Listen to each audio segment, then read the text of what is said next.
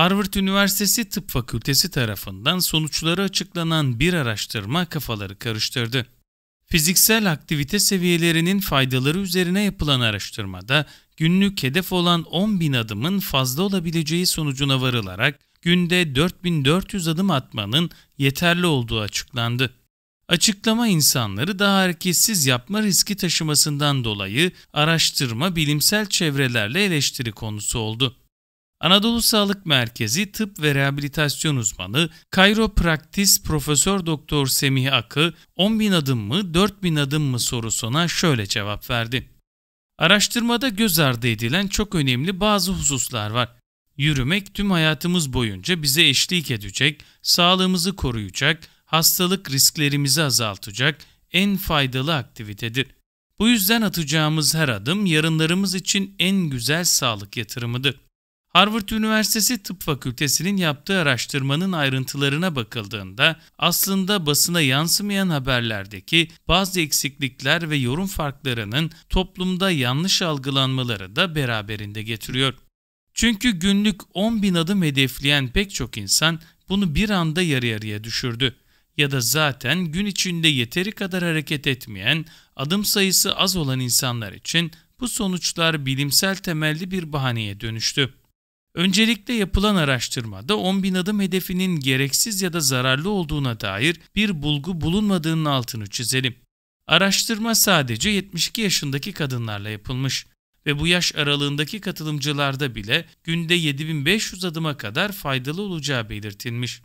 Elbette ileri yaştaki insanların kendilerini fazladan yormayacak düzeyde yürümeleri daha doğrudur.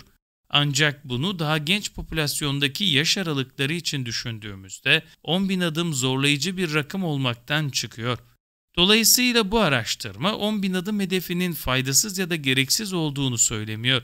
Sadece ileri yaş grubundaki kadınlar için bir limit koyarak öneride bulunuyor. Hedef 100 ila 120 arası nabızla tempolu yürümek.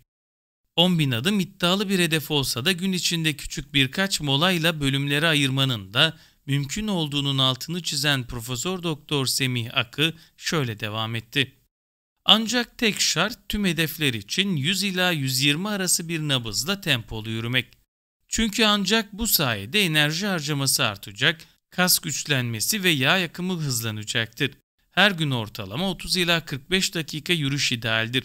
Şartlara ve kişinin durumuna göre haftada en az 3 gün yapılması önemlidir. Yürüyüş Alzheimer hastalığının ilerlemesini yavaşlatıyor, kalp rahatsızlığı riskini azaltıyor.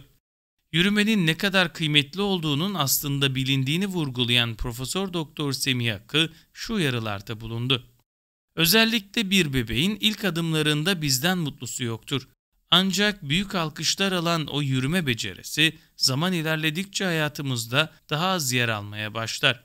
Asansöre biner, yürüyen merdivenler kullanır, saatlerce oturur, en kısa mesafeleri bile araçlarla kat ederiz. Kısacası yeterince yürümüyoruz. Oysa her gün düzenli yürüyüşün sağlığımıza sayısız faydası vardır. Yapılan her bilimsel araştırma bunu da destekliyor.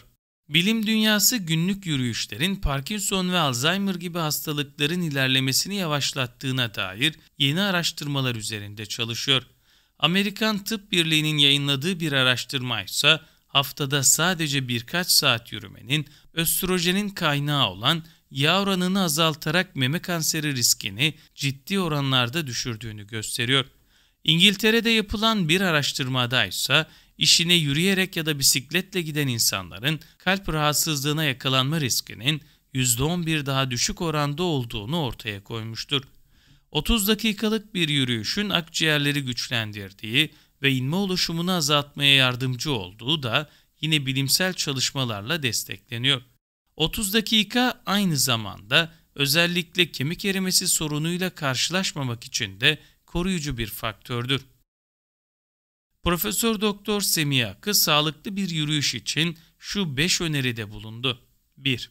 Yürüyüş için öncelikle sabah erken saatleri ya da gün batımı saatlerini tercih edin. Eğer bir sırt çantanız varsa her iki omzunuzdan da geçirerek dengeli kullanın. Çantanızın alt kısmını özellikle çok aşağıda tutmayın ve bel çukurunuza oturmasına dikkat edin.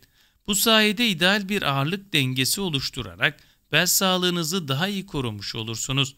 Kıyafet seçimlerinizde de rahatsızlık vermeyecek, mevsime uygun ve sentetik olmayan ürünler tercih edin. 2. İdeal bir yürüyüş için zemin seçimi de çok önemli.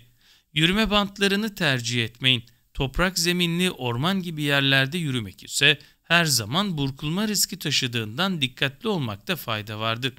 Özellikle ileri yaşlardaki ayak ve bacak kasları daha zayıf olanların çok dikkat etmesi gerekir. Eğer kumda yürüyecekseniz çıplak ayakla yürüyerek ayağınızdaki tüm reseptörleri her bir kum tanesiyle uyarabilirsiniz. Kumda burkulma riskiniz düşer. Zorluk derecesi nedeniyle enerji sarfiyatınız artar ve kaslarınız daha da güçlenir. Denizde yürümek de yine benzer etkilere sahiptir. 3. Ayakkabı seçiminde ilk kural ideal topuk yüksekliğidir. Daha yüksek topuk demek daha fazla ağırlığın ayak kasları tarafından taşınması, vücudun ağırlık dengesinin bozulması ve çeşitli sağlık sorunlarının ortaya çıkması anlamına gelir. Şunu da hatırlayalım. Son yılların modası babet ayakkabılarda ayağa binen yük dağılımında en az yüksek topuklu ayakkabılar kadar masumiyetten uzaktır. 4. Ayakkabı tercihinizde sentetik materyallerden uzak durun. Doğal deri materyalleri hava sirkülasyonu için her zaman idealdir. 5. Ayaklarınızın günün sonuna doğru şiştiğini unutmayın. Bu nedenle ayakkabı alırken yarım numara seçeneklerini mutlaka sorun. Ayrıca en uzun parmağınıza göre ayakkabı seçmeye özen gösterin. Çünkü bazı ayak modellerinde ikinci parmak birinci parmaktan daha uzundur. Buna göre ayakkabı seçimi önemlidir.